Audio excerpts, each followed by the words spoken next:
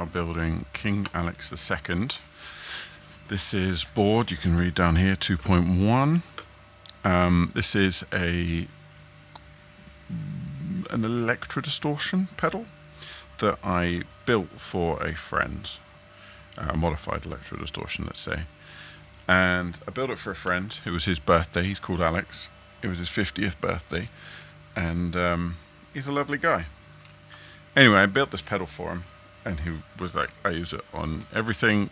It's really great. You have to make this for other people. And I wasn't intending at all. It's like I literally made it on a piece of Vero board for him, and didn't expect it to kind of go anywhere. But it was a one knob drive. It actually didn't have a volume. It had an insane volume boost in it. So yeah, it was it drove everything behind it pretty aggressively after it in the chain. Anyway, yeah, and I was like, well, this is really cool, but I'm not just going to release an electro mod. There's enough great one knob drives and interesting drive pedals out in the world that that are really well refined and are really well established in the lines of the Tube Screamers, the Rats, the DS1s, Heavy Metals, Colons, etc., etc. And I said, yeah, I'm not going to do that. So this one was basically me just experimenting with a drive pedal concept. And the concept was throw a op-amp drive, a very heavily pushed op-amp drive, in front of an electro distortion mod that I had, and just see what happens. And yeah, it came up with some really, really interesting artifacts and sounds.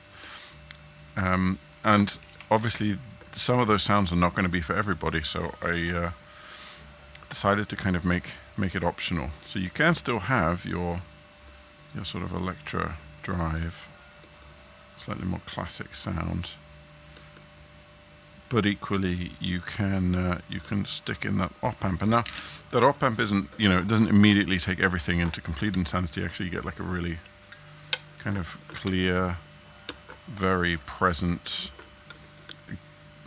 I don't want to say it lush, but it is pretty lush. It's like a pretty open, glorious kind of drive sound.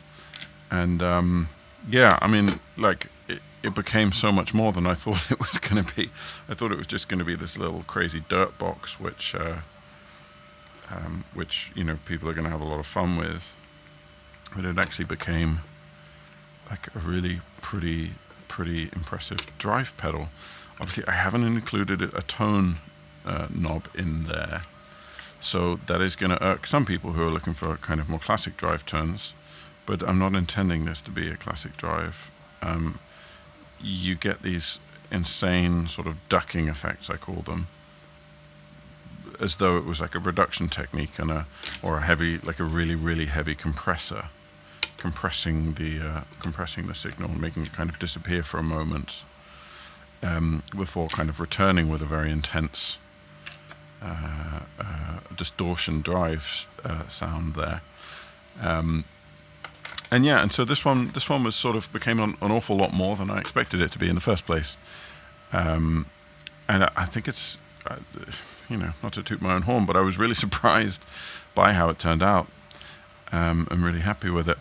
And going back to the tone thing, well, actually, there is a little bit of wiggle room there. It's not as though, where have my LEDs gone? Here we go. It's not as though there's absolutely no option for you. You do on the inside.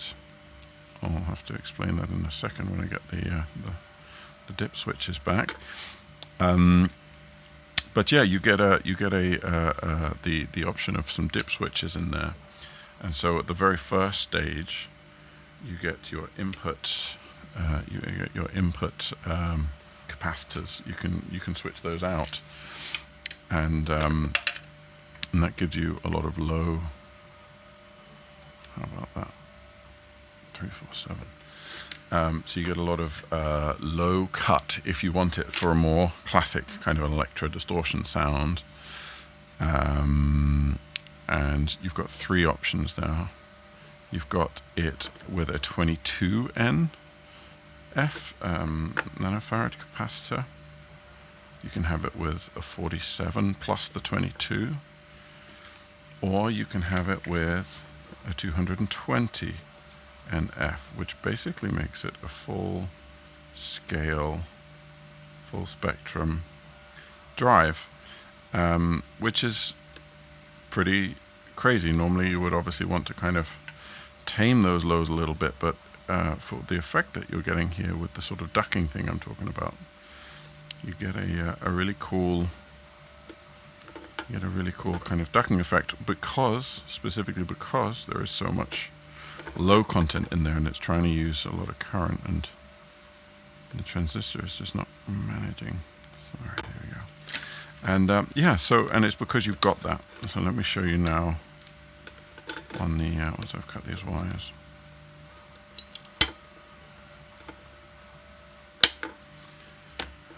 And so on the front panel, you can see it's reflowing these after I've snipped them.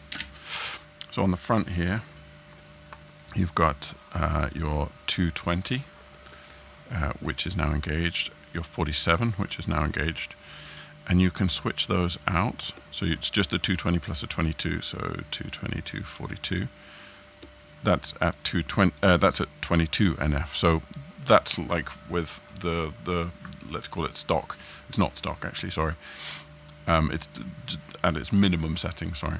22 NF, and then from there you can add in the 47 NF, and that obviously gives you a bit more low ends back, and then there you've got like an insane kind of full spectrum bass. Sounds great on bass, basically.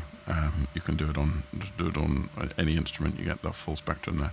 Well, of course you can also take that out and you've got 2242. But then on the ends you've also got this here, which is actually a a low pass filter, in case things get a bit crazy and you are a bigger fan of the really, really harsh sounds, but it's just a bit too bright, or in your system, your setup or whatever, it's too much.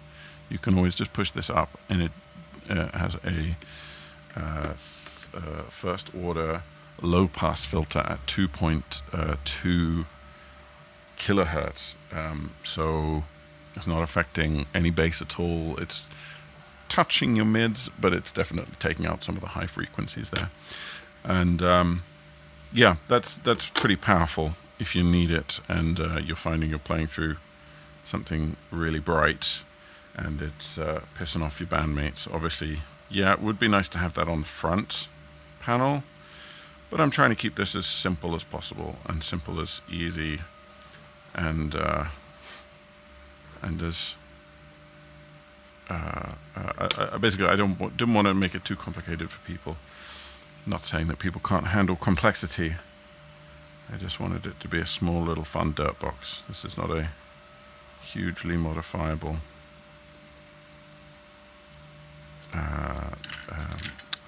distortion pedal with all of the options. This is a fun little immediate drive pedal. Actually, some people were saying they use it as an always on at the lower settings, ignoring the kind of ducking insanity. And I find it's also really powerful in that regard as well. So that's me building it. You can see here, I'll give you a quick rundown. This is our 2 clipping diodes. That's a 5mm yellow LED and a 1N4148. And this creates a really very nice asymmetrical clipping, which is a kind of a classic, one of the classic kind of more intense, aggressive distortion sounds, which obviously combined with an electro circuit and an op amp that comes up in front of it, you have a pretty interesting, some interesting tones. Yeah, well, I've already got the next one. But yeah, so you have the option of clipping in, cutting in an op amp up ahead of the transistor, and turning it into a pretty insane little noise box. This thing. Yeah. So in a minute, I'm going to do the pots, these three and these three. Connect them up. Then you've got your wires coming in and out. This is your input, power, output. And yeah, and then this is for a soft switching setup with a relay, which is this. Yeah, I don't have anything more to say on these, so I'm just going to build another one. I'll stay quiet, and I'll turn the mic around so you can hear the building sounds a little bit more. Get some ASMR going on.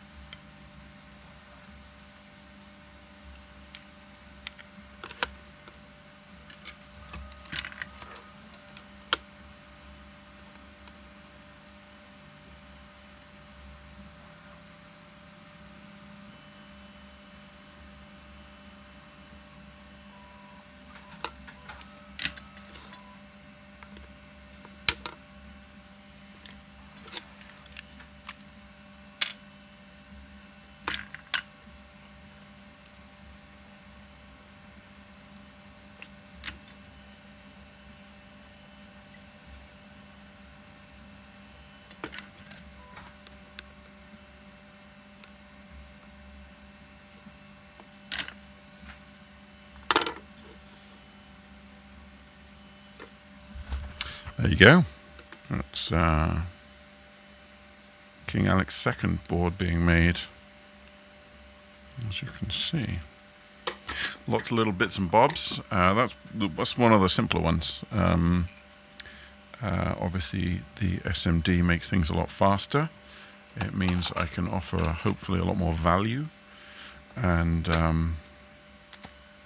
yeah, let me know how you're getting on with the pedal. If you like this, subscribe, do all those things that YouTubers say. And until next time, thank you.